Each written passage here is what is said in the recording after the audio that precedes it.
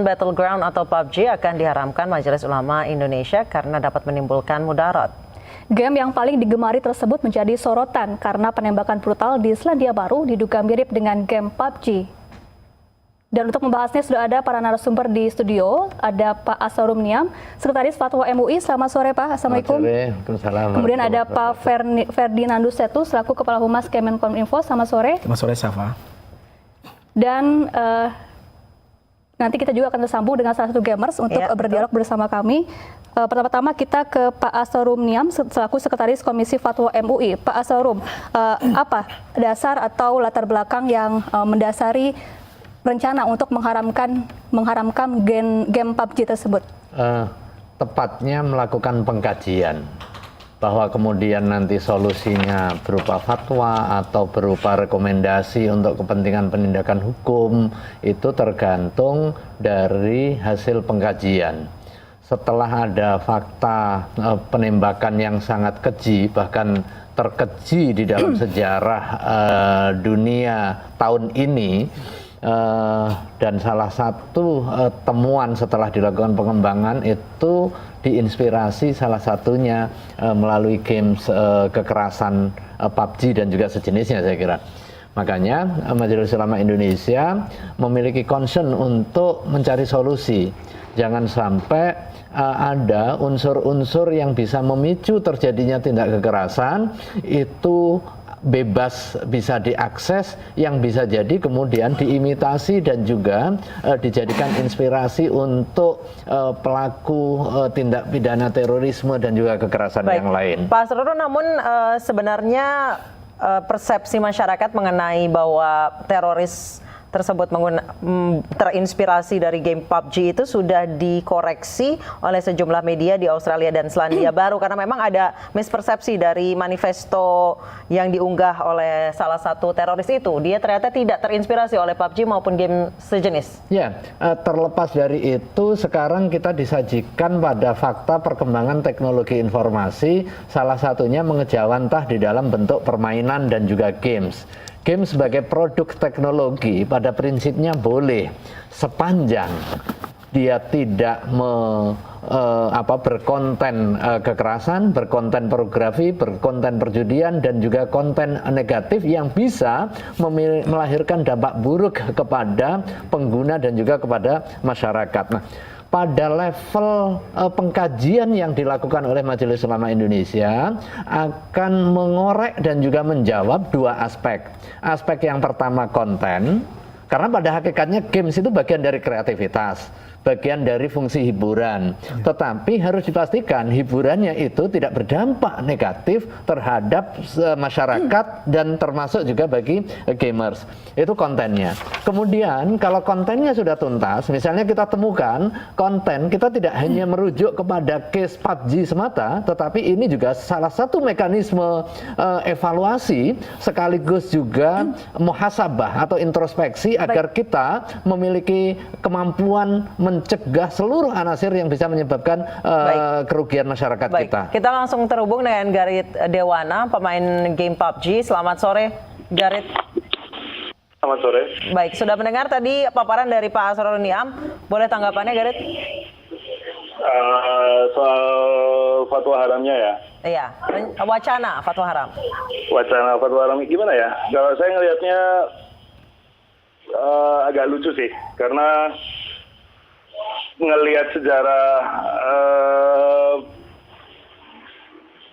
game yang jadi kambing hitam ketika ada sesuatu hal yang salah terkait kekerasan itu emang dari dulu udah ada. Contohnya pas saya kecil itu Mortal Kombat, terus ada GTA juga. Jadi kesannya game ini jadi kambing hitam yang mudah gitu loh. Padahal kalau dipikir secara logika kan, saya juga sering main NBA, saya sering main PES, tapi saya juga main basket sama main sepak bolanya biasa-biasa aja, nggak jago-jago amat gitu loh. Jadi ketika game disalahkan menjadi alasan kenapa ada kekerasan itu menurut saya nggak masuk akal. Baik, kita ke Mas Ferdinand. Kalau menurut Anda dari Kemenkominfo, perlukah game PUBG ini dikeluarkan fatwa haram atau cukup pembatasan usia atau memang balik lagi ke orangnya masing-masing? Ya, Anissa, kami Kementerian Kominfo sebenarnya sejak bulan Juli 2016 telah mengeluarkan namanya Peraturan Menteri Kominfo nomor 11, yaitu tentang klasifikasi umur terkait dengan permainan interaktif elektronik. Di situ kami mengkategorikan permainan interaktif itu berdasarkan usia 3+, 7+, 13+, 18+, dan unrated. Artinya ada games-games yang memang tidak bisa di-rate karena kontennya itu sudah melanggar peraturan perundang-undangan Indonesia. Ada pornografi misalnya, ada perjudian, ada konten terorisme misalnya, itu bisa di-unrated. Dalam konteks wacana atau rencana Majelis Ulama Indonesia, kami mengapresiasi dalam pengertian begini. Setiap hal itu perlu ada kajian mendalam bahwa memang sudah ada peraturan menteri dari Kominfo tentang klasifikasi umur games. Oke.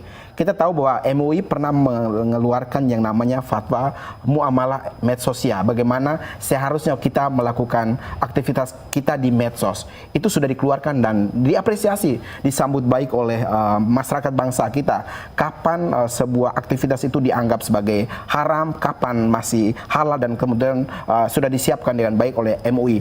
Saya mungkin mengharapkan bisa jadi fatwa muamalah game sosial misalnya dalam hal konteks games ini mungkin tidak soal haramnya saja, tapi bisa jadi sebentuk himbauan, arahan agar mungkin bermain game sesuai umur dan seterusnya. Baik, saya ke Garit lagi. Garit, ke Anda sendiri sudah berapa lama bermain PUBG? Gimana?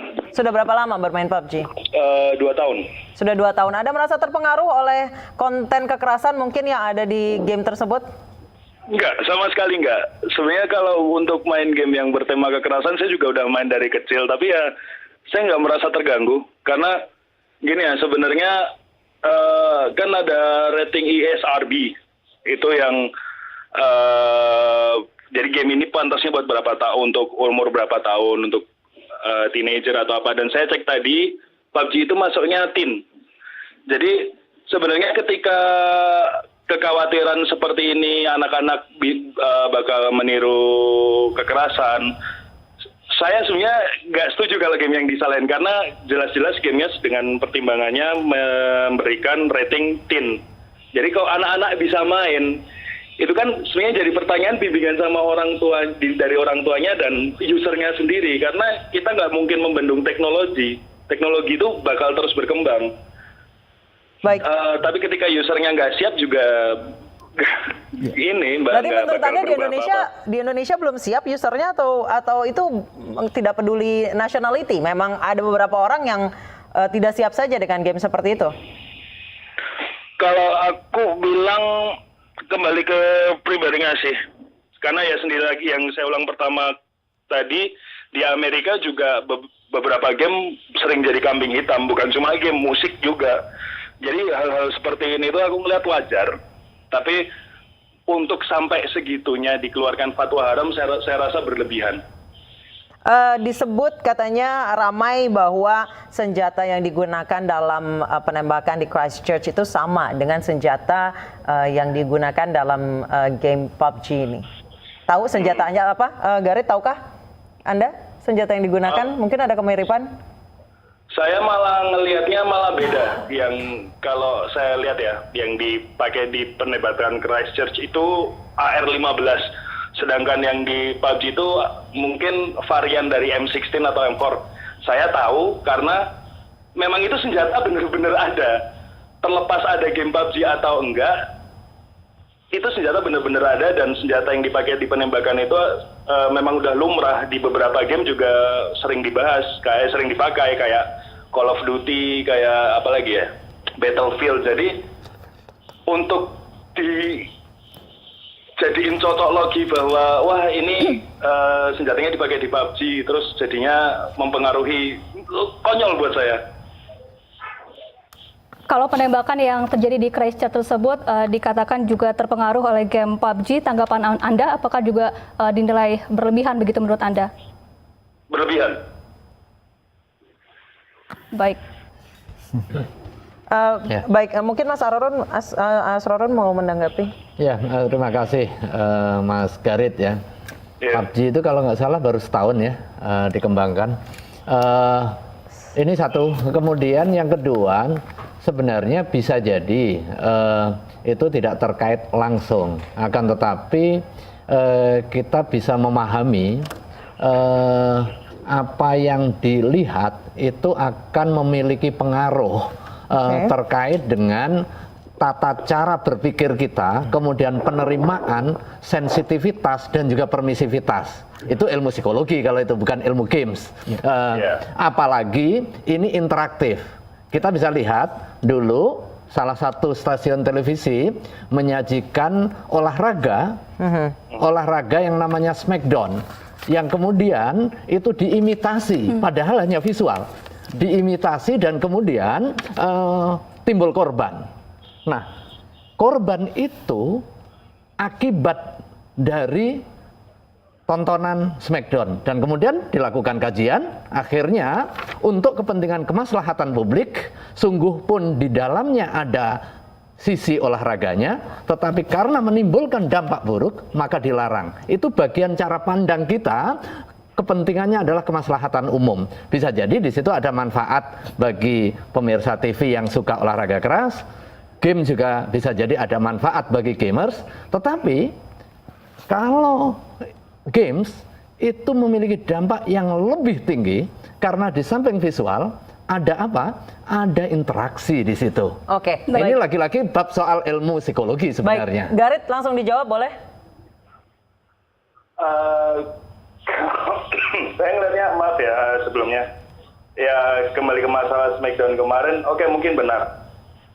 Saya juga kecil juga pernah nonton Smackdown dan segala macam, tapi jujur saja kan sekali lagi kembali ke bimbingan orang tuanya, karena Smackdown itu jelas-jelas bimbingan orang tua, dan dari pihak WWE-nya juga sudah menyatakan bahwa ini adegan profesional, jangan ditiru. Jadi ketika ada yang meniru itu sebenarnya bukan salah WWE-nya juga, karena penonton itu harus, konsumen itu juga harus bijak. Kita nggak bisa selalu nyalahin produsen, gitu loh. Untuk masalah game interaktif, ya mungkin benar. Tapi ketika kita ngambil satu contoh untuk digeneralisir, dan maaf kata kalau saya boleh kasar, itu juga contohnya dari luar. Di Indonesia sendiri selama ini banyak game-game seperti itu dan tidak pernah terjadi apa-apa. Dan itu dijadikan satu bahan buat semua orang di Indonesia yang ngerasain itu, saya rasa nggak adil.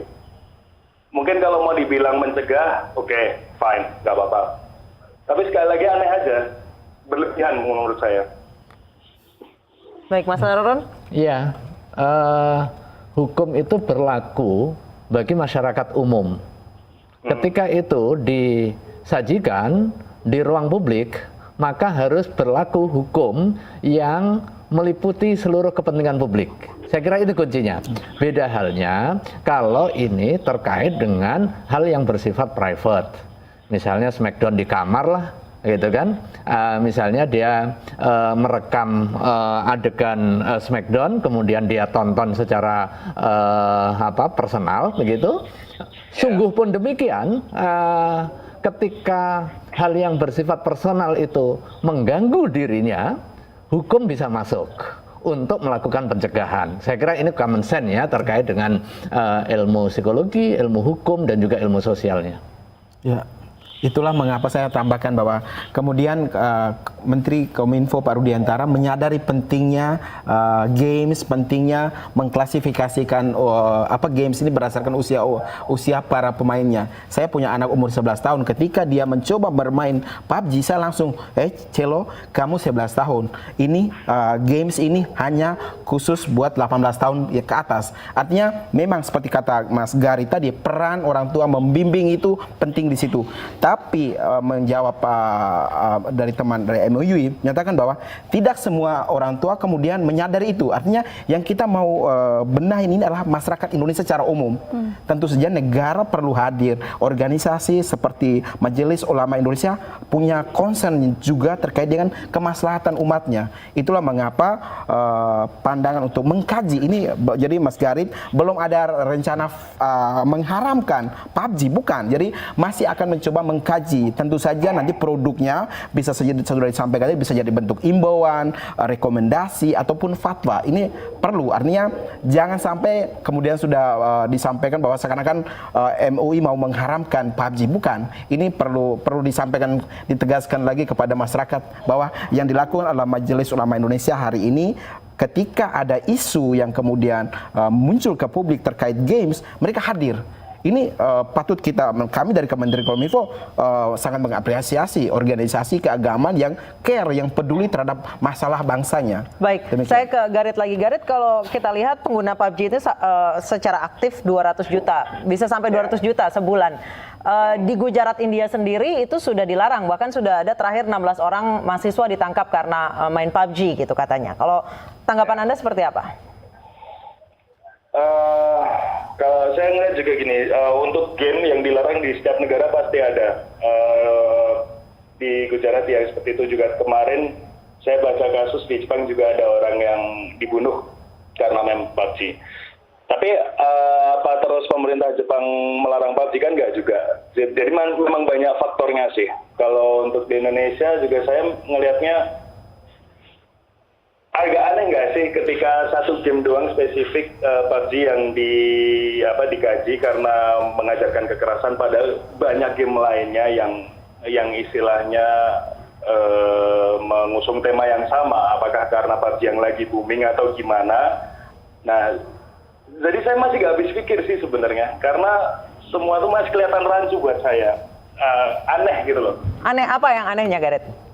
Anehnya karena iya, itu seperti saya bilang tadi, saya dari kecil main game yang mengusung tema violence, sedangkan saya besar juga, saya tidak merasa saya sebagai pribadi yang violent, gitu. Saya bukan merasa sebagai pribadi yang violent, tapi ketika ada hal seperti ini, hal itu dikait-kaitkan tuh jadi nggak lucu, karena saya juga punya banyak teman yang main PUBG, main Call of Duty, main Mortal Kombat juga, mereka orangnya biasa-biasa aja, dan apa ya, mereka tahu kalau itu tuh hiburan, bukan untuk diambil serius gitu. Baik. Garit,